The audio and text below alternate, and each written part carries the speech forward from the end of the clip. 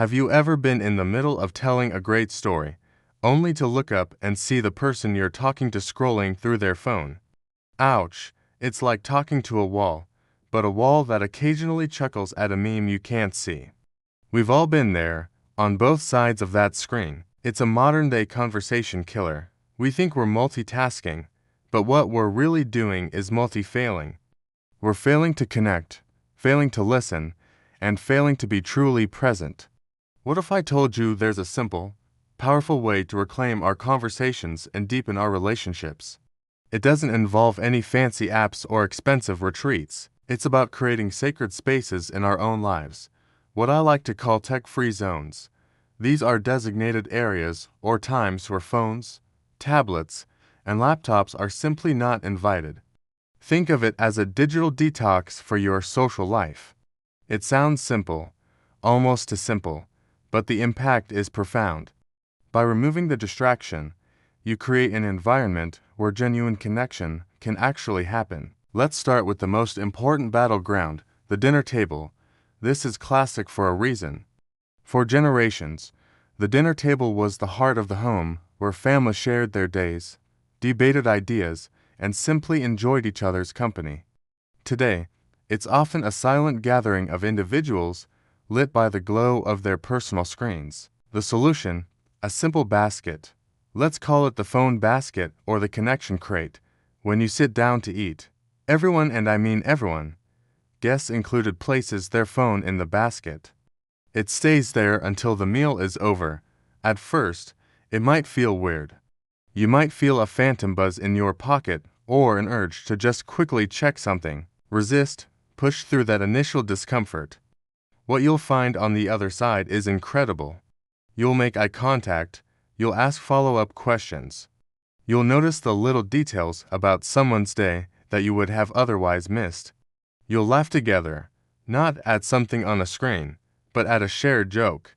You're not just eating a meal, you're creating a shared experience, a memory. This small ritual sends a powerful message. The people in this room are my priority right now. Now, let's take this concept beyond the dinner table. Think about your living room. Is it a place where people gather to talk? Or a place where people gather to sit next to each other while staring at different screens? Try designating your main seating area as a tech-free zone for a certain period each evening. Maybe from 7 to 8 p.m., it's a no-scroll hour. Use this time to play a board game, chat about your day, or even just read books in comfortable silence together. The point isn't to ban technology forever, but to be intentional about when and where we use it. We're carving out protected time for human interaction. And what about our most intimate spaces, the bedroom? Experts have been telling us for years that the blue light from screens messes with our sleep, but there's an even bigger reason to make the bedroom a tech-free zone. It's a sanctuary for connection with our partner. When you bring your phone to bed, you're bringing thousands of people with you, your boss, your friends, influencers, news alerts. It's a crowd. How can you have a meaningful, intimate conversation with your partner when you're mentally checking your work emails? Leave the phones to charge in another room, like the kitchen. Your bedroom should be for two things: sleep and connection. You'll be amazed at how much more you talk, how much better you sleep, and how much closer you feel. This isn't just for home, either. You can apply this principle to your social outings. When you go out for coffee with a friend, make a pact. First one to touch their phone pays the bill. It's a fun little game that reinforces a serious goal: to give each other your undivided attention. That's the greatest gift you can give someone: your presence. You're telling them, for this hour, you are the most interesting thing in my world.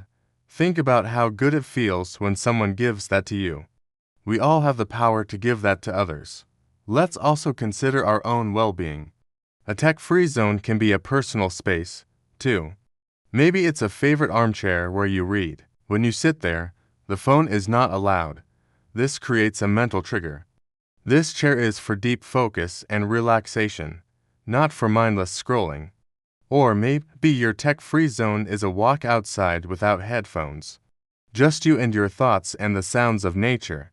This allows your brain to wander, to be creative, to process things without the constant input of a digital feed. Some of our best ideas come when we're bored, but our phones have eliminated boredom. We need to bring it back. Creating these zones is an act of rebellion.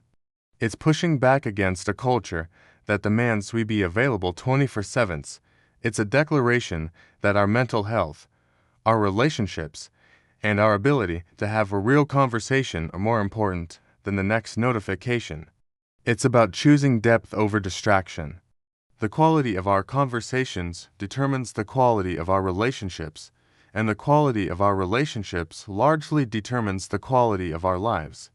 By simply putting our phones away in specific places and at specific times, we are taking a powerful step toward a richer, more connected, and more meaningful life. So I challenge you, start small, pick one place. The dinner table is a great starting point. Get a basket, make the rule, and stick to it for 1 week. See what happens.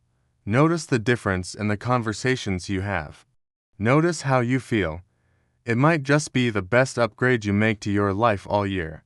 Thank you so much for spending this time with me. If you found this helpful, please give this video a thumbs up, and don't forget to subscribe for more tips on living a more intentional and connected life. I'd love to hear from you in the comments what's the first tech-free zone you're going to create. See you in the next video.